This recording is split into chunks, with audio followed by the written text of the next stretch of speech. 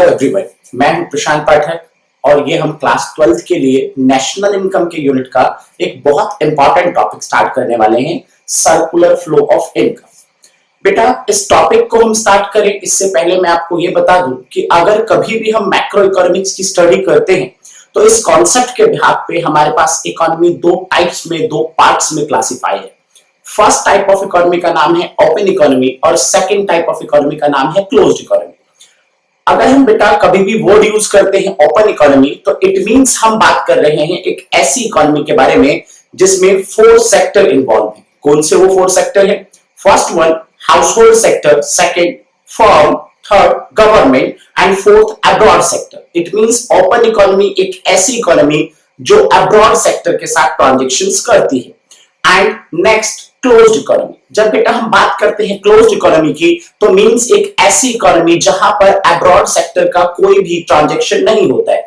Means कि अगर आप क्लोज्ड इकोनॉमी के लिए जा रहे हो तो आप अब्रॉड सेक्टर को हटा दो, सिर्फ आपके पास 3 सेक्टर बच गए, हाउसहोल्ड, फर्म और गवर्नमेंट।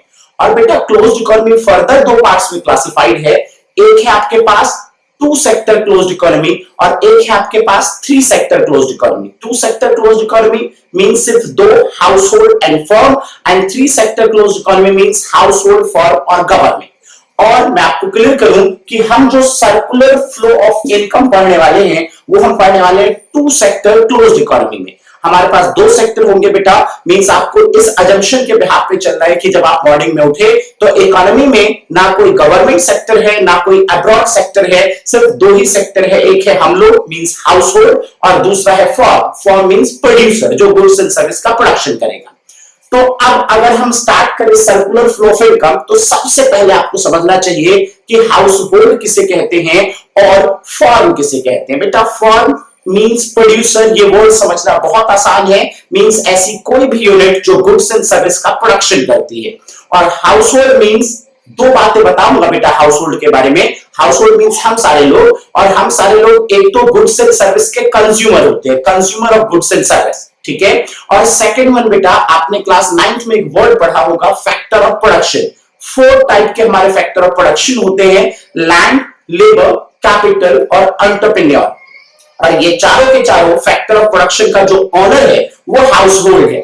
इट मींस कि अगर आप बात करें लैंड की तो वो हाउसहोल्ड के पास है, लेबर फैमिली में से, हाउसहोल्ड में से हम और आप में से कोई लेबर बन के जाता है, कैपिटल हम ही लोग बैंकों में पैसा जमा करते हैं जो बिजनेस के लिए कैपिटल बनता है, और एंटरप्रेन्योर हम में से ही कोई ना कोई एंटरप्रेन्योर बनता है। इट मींस कि व्यापारी बनता है, ठीक है जी। तो आपको हाउसहोल्ड और फर्म दोनों सेक्टर के बारे में पता चल गया। जैसा कि आपको पता चला कि फर्म गुड्स एंड सर्विस का प्रोडक्शन करेगा और हाउसहोल्ड गुड्स एंड सर्विस का कंज्यूमर है, कंजम्पशन करेगा, और ओनर है फैक्टर ऑफ प्रोडक्शन का। तो चलिए स्टार्ट करते हैं circular flow of income in case of 2 sector. जैसा कि मैंने आपको कहा कि भाई हमारे पास तो 2 ही सेक्टर है, एक है हाउसहोल्ड, एक है फर्म। तो अब इनमें किस तरीके से सर्कुलर फ्लो ऑफ इनकम होता है? बेटा मैं आपको बता दूं कि दोनों ही सेक्टर एक दूसरे के ऊपर डिपेंडेंट है।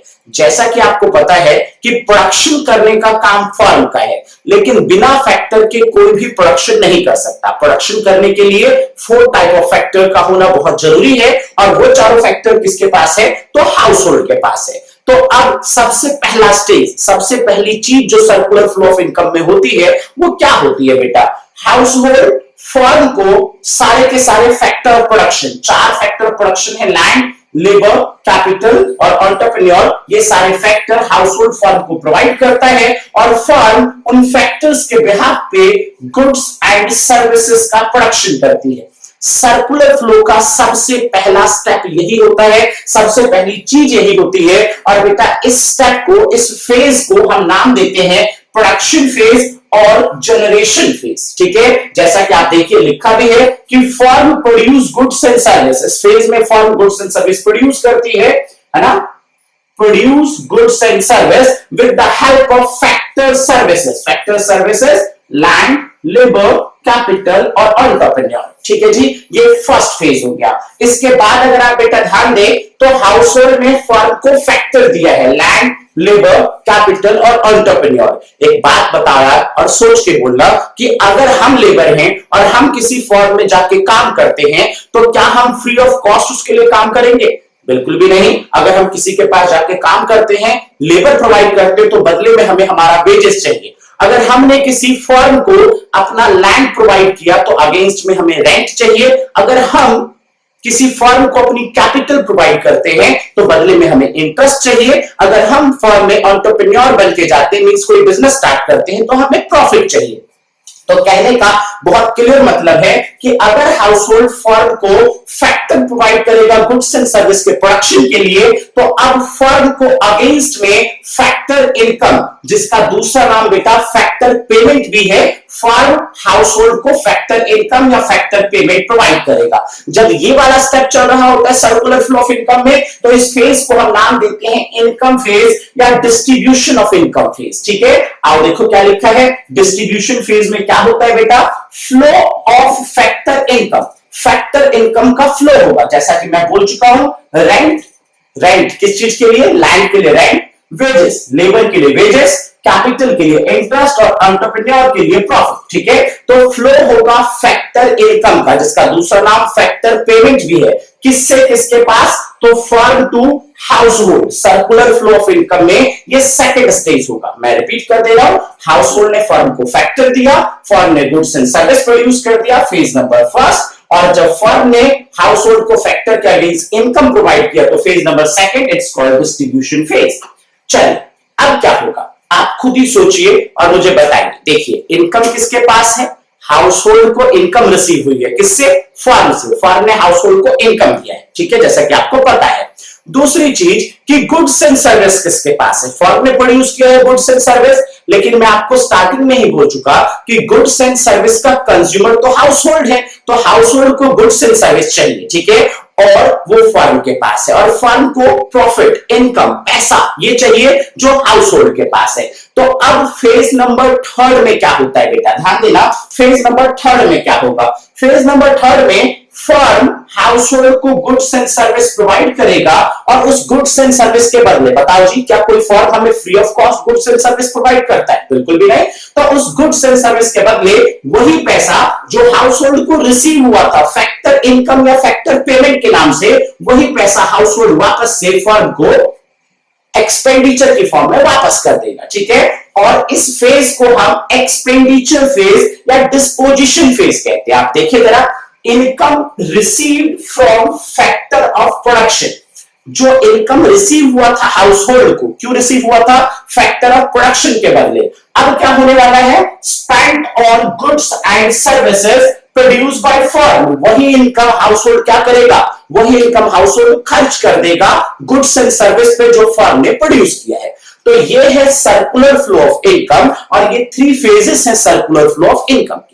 अब एक बहुत बड़ा क्वेश्चन आता है हमारे माइंड में कि यार इसे सर्कुलर फ्लो ऑफ इनकम ही क्यों कहते हैं?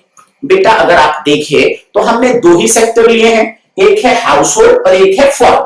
और आप देखो, एक कॉन्सेप्ट है कि इकोनॉमी में एक पर्सन का एक्सपेंडिचर दूसरे पर्सन की इनकम बनती है। आप इस चीज को नोटिस करें।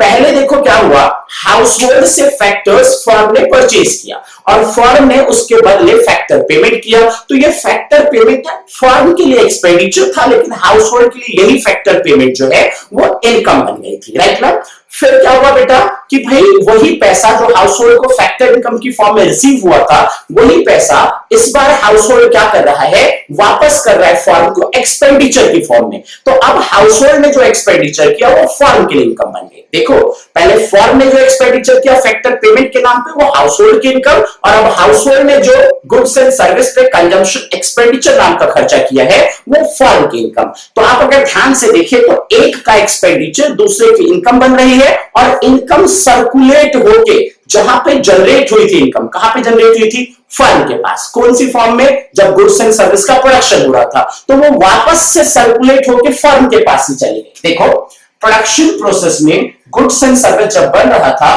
तो फर्म के पास इनकम का जनरेशन हुआ, जनरेट हुआ, फिर वो इनकम हाउस होल्ड के पास डिस्ट्रीब्यूट हुआ डिस्ट्रीब्यूशन फेज में, और लास्ट फाइनल फेज में एक्सपेंडिचर या डिस्पोजिशन फेज में वही इनकम वापस हाउस होल्ड ने एक्सपेंडिचर की फॉर्म में फर्म को वापस लौटा दिया। तो इनकम सर्कुलेट होके जहां से चली थी वापस वही पहुंच चुकी है। सो इट्स कॉल्ड सर्कुलर या circular flow of income.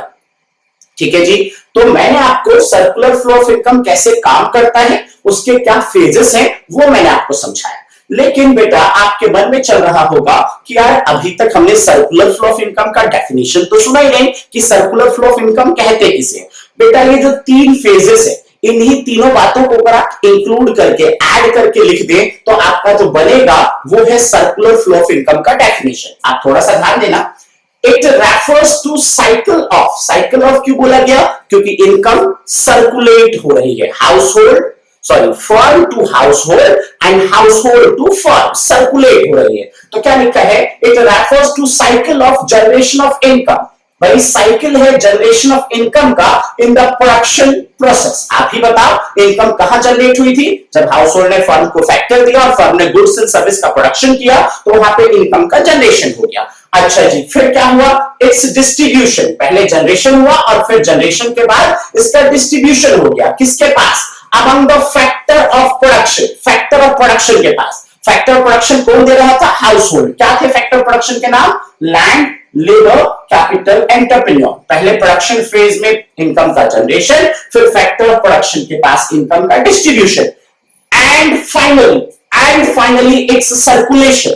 Last में ये सर्कुलेट हो गया, कहां से कहां पे, फ्रॉम हाउसहोल्ड टू फर्म। कौन सी फॉर्म में सर्कुलेट हुआ, कंजम्पशन एक्सपेंडिचर की फॉर्म में। और किस चीज पे हाउसहोल्ड कंजम्पशन एक्सपेंडिचर कर रहा है, on goods and services by them. जो फर्म ने गुड्स एंड सर्विस प्रोड्यूस किया है तो उस पे हाउसहोल्ड ने ये कंजम्पशन एक्सपेंडिचर की फॉर्म में पैसे वापस से सर्कुलेट कर दिया। और जैसे ये थर्ड वाला फेज हुआ, हमारा circular flow of income complete हो गया। तो क्लास उम्मीद है कि आप लोगों को सर्कुलर फ्लो ऑफ इनकम की definition, circular flow of income कैसे वर्क करता है, सर्कुलर फ्लो ऑफ इनकम में कितने फेजेस होते हैं और इसे सर्कुलर फ्लो ऑफ इनकम क्यों कहते हैं, आपको समझ में आ गया होगा। अगर आपको वीडियो पसंद आई है तो बेटा अपने फ्रेंड्स को और अपने जानने वाले लोगों को जो है वीडियो को शेयर करें। Thank you so much.